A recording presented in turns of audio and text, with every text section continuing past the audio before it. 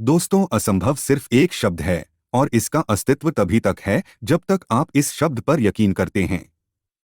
इस दुनिया में बहुत से ऐसे लोग हुए जिन्होंने इस शब्द पर यकीन नहीं किया और उस चीज को संभव कर दिया जिसे लोग कहते थे असंभव है, ये हो ही नहीं सकता।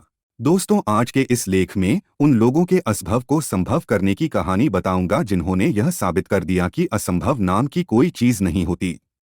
तो चलो सुनते हैं कुछ महान लोगों की सच्ची कहानियां। आइंस्टीन का नाम कौन नहीं जानता। जहां जीनियस शब्द की बात होती है वहां आइंस्टीन का नाम आना स्वाभाविक है। आइंस्टीन जिन्हें हम जीनियस मानते हैं वो अपने बचपन में ऐसे नहीं थे।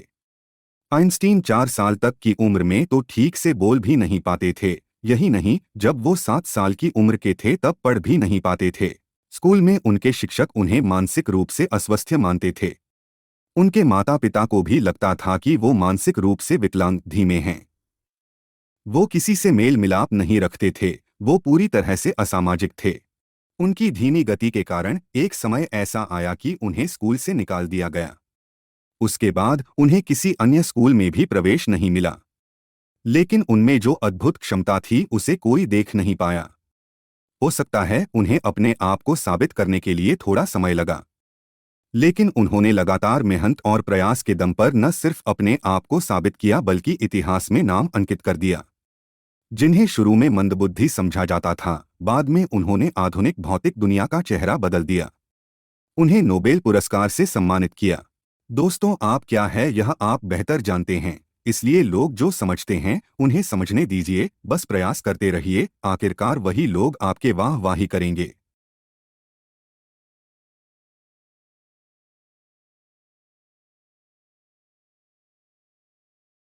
वॉल्ट डिज्नी कंपनी के संस्थापक वॉल्ट डिज्नी, जिनके कंपनी आज दुनिया भर के मर्चेंडाइज, फिल्मों और थीम पार्कों से अरबों की कमाई करता है, लेकिन शुरू में उन्हें यह कहकर कि उनमें क्रिएटिविटी की कमी है, उन्हें एक अखबार के संपादक ने निकाल दिया। लोगों का मानना था कि उनके पास कोई अच्छा आइडिया नहीं होता। लेकिन डिज्नी ने काफी प्रयास किया लेकिन असफल रहे। उन्होंने कई व्यवसाय शुरू किए जो बहुत लंबे समय तक नहीं चले और दिवालियापन और विफलता के साथ समाप्त हो गए। कई बार ऐसा होता था कि उनके पास खाने के पैसे भी नहीं होते थे, लेकिन वो हताश होने वाले व्यक्तियों में नहीं थे। आखिरकार उन्हें सफलता का एक नुस्खा मिल गया जो काम कर गया। अपने नए प्रोजेक्ट पर काम करना शुरू कर दिया जिसे बाद में नाम दिया गया मिकी माउस। उन्होंने मिकी माउस का आइडिया अपने डिस्ट्रीब्यूटर्स को बताया तो कोई उनके साथ काम करने तैयार नहीं हुआ। डिस्ट्रीब्यूटर्स का कहना था कि लोग बड़े पर्दे पर चूहे जैसे रोडेंट को देखना पसंद नहीं करेंगे, लेकिन वाल्ट डिज्नी को धुन सवार थी। मिकी माउस को वाल्ट डिज्नी ने कड़ी मेहनत और लगन से एनिमेट किया और आवाज भी खुद ही दी।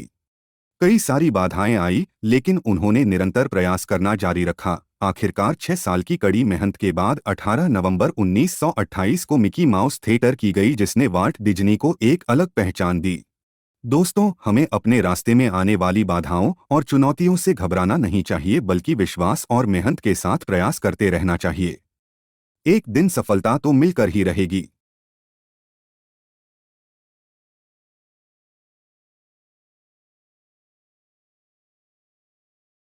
अमेरिकन आविष्कारक और व्यवसायी थॉमस एडिसन, जिन्हें इलेक्ट्रिक लाइट के लिए जाना जाता है।